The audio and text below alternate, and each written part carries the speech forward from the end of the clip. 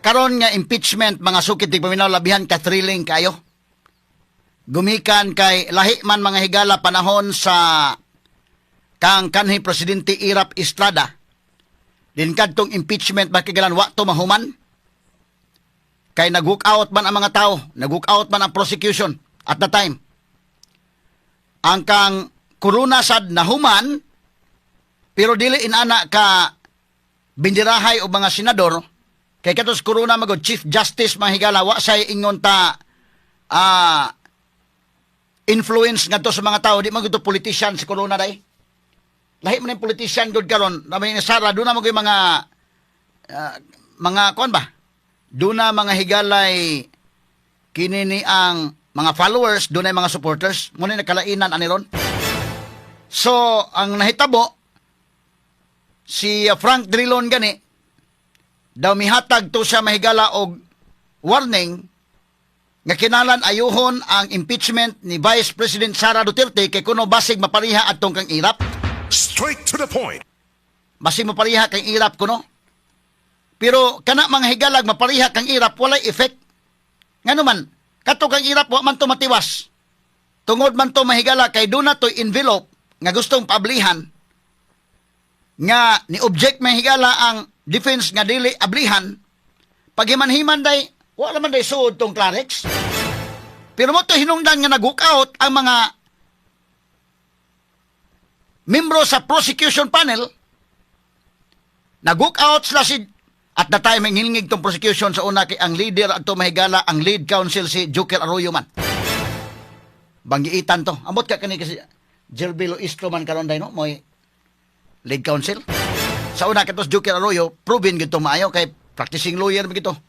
Unya sila man to mahigalang Pimentel kanadto mahigala panahon pang Marcos Senior, no? Joker Arroyo moy lead counsel at the time. So pagtan-aw nila nga nagka-problema na dito, nagkabrasuhay na sa impeachment court, ni-hook out ang prosecution, lead by Joker Arroyo, wa matiwas.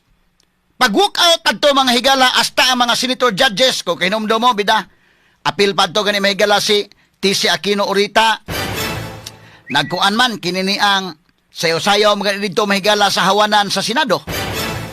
Nag-hook out sila, o niya, ditso na dayon dito sa Idsaray. Mamatay tabo kay numdo mo kang Irap nga kaso. Mo na gi-warning ni Drilon nga basig mapariha kuno ani ang kang Sara Duterte. Tan-aw nako mga kigalaan sad. Medyo layo ra nga mapariha. Ngano mang layo ra man day. Kay kadto magud si Irap manghigala presidente migud to. Nya presidente man mga kigalaan, so siya mo'y nagpadagan sa gobyerno. Inig rally dito mahigala nga tangtangon mga kigalaan si Irap gikan sa Malacañang na parihas ang Marcos Senior. Unya dito na nag-People's Power mga higala, gitangtang si Irap. Nibali na to mahigalang mga militar at the time. Si Angelo Reyes mahigala, nibali. Unya dito sa Camp Crame mahigala, nagkagubot sa dito mga sukit tigpaminaw. Kadugayan mahigala, nibalitok sa si Lacson. So moto nga, natangtang yun si Irap dito mahigala sa Malacañang. Moto nahitabo, wato mahuman ang impeachment trial at the time. Straight to the point. Wato mahuman. Pero kini mga higalang kang Sara Duterte og ilang inanion nga mock out pa ng prosecution unya magrally sila kisa may lang rallyhan nga di man si Sara may nagpadagan sa gobyerno.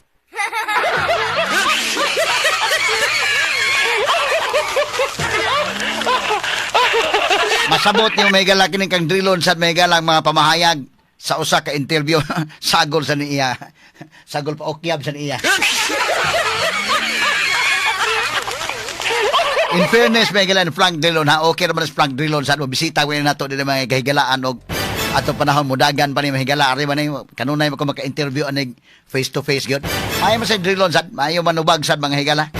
Pero tungod lagi ining sitwasyon ron ba nga mura bang nabahin ang katawhang Pilipino, di ay pink, di ay yellow, di ay green, di ay red. Nakabahin-bahin magutaro mga panahon na mo na nga dipindis baruganan kung hain ka dapit na barog. So, kana mga kagalaan kang Drilon nga pamahayag nga madelikado kuno matangtang si Sara Duterte maparihang Irap. Layo lagi tinuod. Kay gano man kana Sara Duterte di man gyud ang pagtangtang anak mo ituyo dai nga tangtangon. Ang ug dili matiwas ang impeachment. Samot na nga Unsa man dili mahukman si Sara, mamanto kang irap, wa man to mahukmi si irap. Natangtang nito sa Malacañang. Kaya nag-people's power naman. Kani si Sara og mag-people's power. Unsa tangtang? Muli man nagdabaw may nawa sa gobyerno.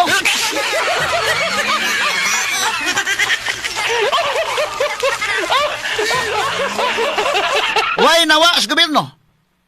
Kay kana si Sara Duterte ang trabaho man gud mahigala sa Vice President kining ato gong sit-ups Pilipinas, lahi kayo. Di ba para sa US? Mura mo gud ta nangupya bitag constitution sa US pero wa na to kopyaha tanan. Ang Vice President sa Pilipinas mga kagilaan tinuuray lang. Bisag kinsa nga Vice President mabutang gid sa guway gamit.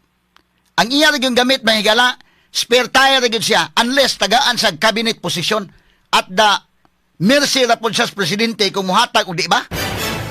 Nya sagad ana mga kagilaan labi nagbag-o pa mga sugitig paminaw sugod sa administrasyon tagaan na day. Ang Vice President tinuuray lang. Ang Vice President pwede na maingon nga gitangtang sa pwesto. Kana si Sara may galabi sa pagralihan na wa na mauli nagdabaw ay problema oy. Nganong wa may problema di man mailog ang pagpadagan sa gobyerno, di man sa may nagpadagan sa gobyerno. Kanang Vice President sa Pilipinas nga sitting under the Constitution, nabutang ra na mura ra na sa may galag spare tire. Mura na sa ligid ba nga magamit lang kung maflatan mahigala tag ligid. Di gamito na to ang atong reserbang ligid. Sa may president, ang vice presidente paabot naman kaniya o siya may tabo sa presidente. Pananglitan kung mamatay ang presidente, musaka ka by way of succession. Musaka ang vice president, mahimo kang presidente. Mao nang panahon na nga nagamit ka. Sama kitong ka magsaysay day, nag-crash mas magsaysay, namatay. Di musaka ang iyang vice president by succession. Ikaduha kung panalitan makonbikto by impeachment. So ang vice president mahimo sa presidente. Ikatulo mahimong incapacitated. Kanabang wa na dili na sa wa na sa capacity nga mo govern. So ang vice president musaka by way of succession mahimo sa presidente. Or baka nag-resign ang presidente. Mao na. Wa gani nang upat, wa gi kay gamit. Ikaw vice presidente pwede lang ka maglingkod-lingkod. Kay lahi man ang ato gong sit up sa atong konstitusyon. Mo na nga ang mga vice presidente sa nang labay tagaan siya og cabinet position. So mahimo kang sekretary. Ang nakabintahan lang gamay, kalainan na gamay lang kayo. Sekretary ka, kaliber lagi mo ng ubang mga sekretary nga naa. Ang gamay lang yung diferensya kay vice president ka, nya, cabinet member ka nga di nakakinahanglan nga dunay confirmation from the commission on appointment. Straight to the point. Mao lagi kalainan. Pero ingnon ta mga higalang, si Sara wa naman na, di naman na cabinet secretary. Sa laktang pag-istorya, wa na ginagahom ron nga, kwan. Wa naman, iya mang give up ang niya pagka-sekretary sa DepEd. So, Vice President na lang yun. Doon na po budget ng opisina sa Vice President. Pero gamay kayo. May pa mayor's office. Bita pag-budget.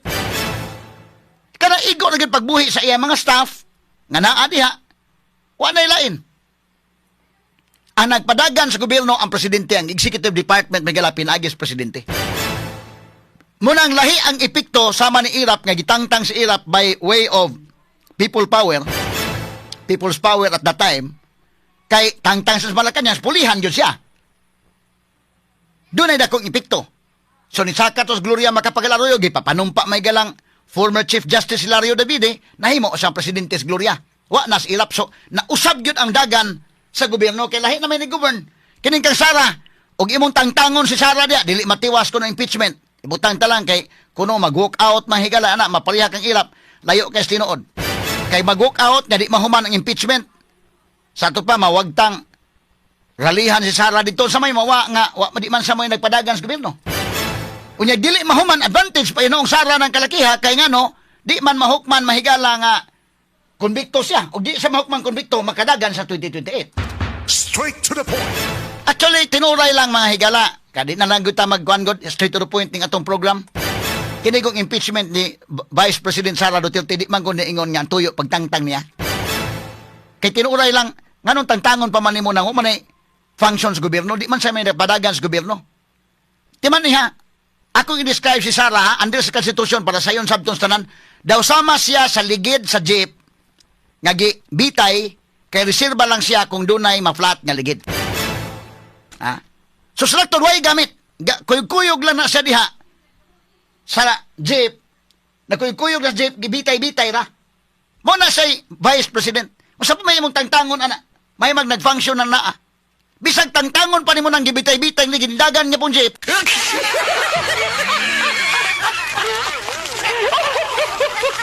Di na lang ta magkuan ba kay ang mga Pilipino dili mga bugo. Ang ato mga listeners DYHP ug AFM dili mga bugo, mga bright ni. So ato prangka-prangka na pag-istorya, i-impeach si Sara, konbiktuhon sa impeachment dili kay tangtangon siya. Aron gyud nga di sa kadagan sa 2028 nga eleksyon. Straight to the point. Kay ug makadagan sa 2028 eleksyon mo daog mga higala kay base sa mga surveys ra ba siya mo gyud number 1 bisan unsaon pa mga sukid di paminaw.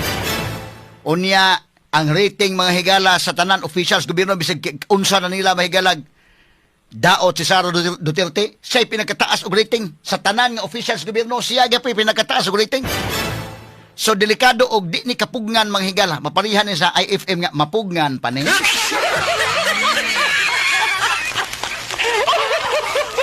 Kaya ba di na lang tamag atik-atik bitang istorya nga kay kuno ang katiwalian sa kagaral.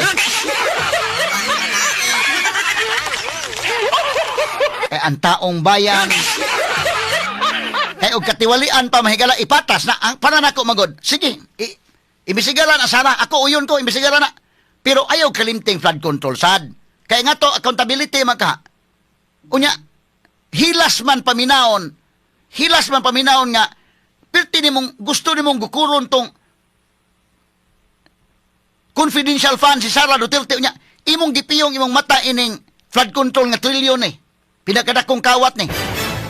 Daw sama ka sa tao nga nasuko kay ka nga dunay nangawat og pandisal usa ka buok unya, wa ka masuko nga gikawatan kay usa ka malitang kwarta.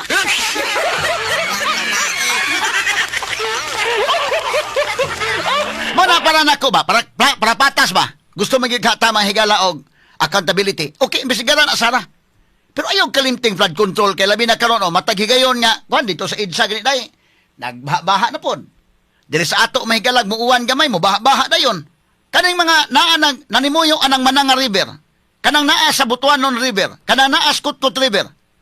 Musugot mo diha nga dili na nang pasagdan ng wa nalay investigation sa flood control, ha?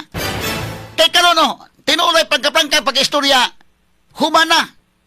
Si Alan Peter Cayetano dili na maoy Senate President. Kini ato klaro ning atong istorya sa kahanginan. Di man ko gustong i-mislead na to mga listeners. Mag-istorya lang kitag tinuod. At datay mahigalang pro tempore pa si Gatchalian, wa pa say 13 votes si Alan Cayetano gito.